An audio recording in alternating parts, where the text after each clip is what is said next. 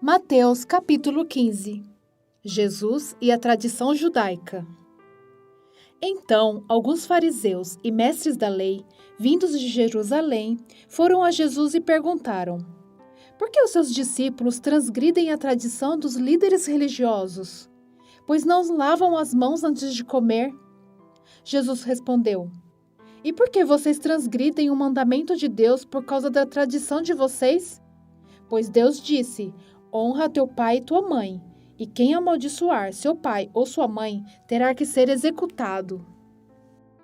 Mas vocês afirmam que se alguém disser ao pai ou à mãe: Qualquer ajuda que eu poderia dar-lhe já dediquei a Deus como oferta, não está mais obrigado a sustentar seu pai dessa forma. Assim, por causa da sua tradição, vocês anulam a palavra de Deus. Hipócritas, bem profetizou Isaías acerca de vocês, dizendo: Este povo me honra com os lábios, mas o seu coração está longe de mim.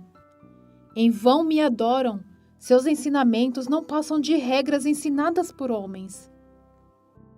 Jesus chamou para junto de si a multidão e disse: Ouçam e entendam. O que entra pela boca não torna o homem impuro, mas o que sai de sua boca, isso o torna impuro. Então os discípulos se aproximaram dele e perguntaram: Sabes que os fariseus ficaram ofendidos quando ouviram isso? Ele respondeu: Toda planta que meu Pai Celestial não plantou será arrancada pelas raízes.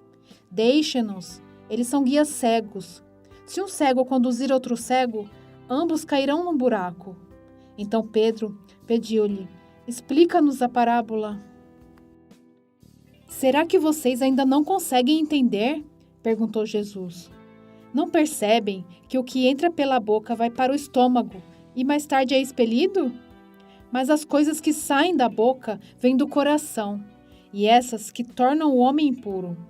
Pois do coração saem os maus pensamentos, os homicídios, os adultérios, as imoralidades sexuais, os roubos, os falsos testemunhos e as calúnias. Essas coisas tornam o homem impuro, mas o comer sem lavar as mãos não o torna impuro.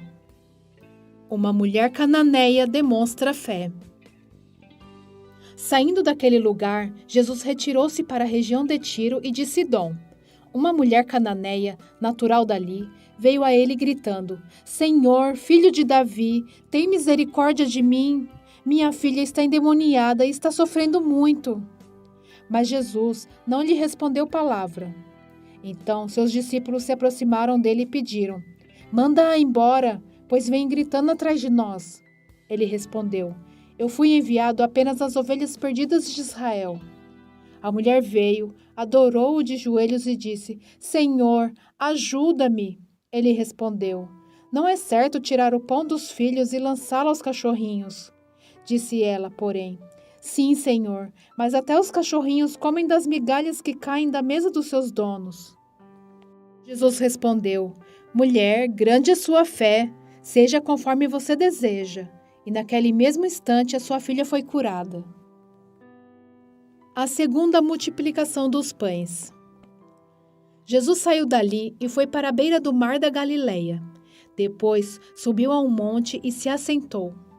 Uma grande multidão dirigiu-se a ele, levando-lhe os aleijados, os cegos, os mancos, os mudos e muitos outros, e os colocaram aos seus pés, e ele os curou. O povo ficou admirado quando viu os mudos falando, os mancos curados, os aleijados andando e os cegos vendo, e louvaram o Deus de Israel. Jesus chamou seus discípulos e disse: Tenho compaixão desta multidão. Já faz 3 dias que eles estão comigo e nada têm para comer. Não quero mandá-los embora com fome, porque podem desfalecer no caminho. Os seus discípulos responderam: Onde poderíamos encontrar neste lugar deserto pão suficiente para alimentar tanta gente? Quantos pães vocês têm? Perguntou Jesus. 7, responderam eles, e alguns peixinhos. Ele ordenou à multidão que se assentasse no chão. Depois de tomar os 7 pães e os peixes e dar graças, partiu-os e os entregou aos discípulos, e os discípulos à multidão. Todos comeram até se fartar. e juntaram sobre 7 cestos cheios de pedaços que sobraram.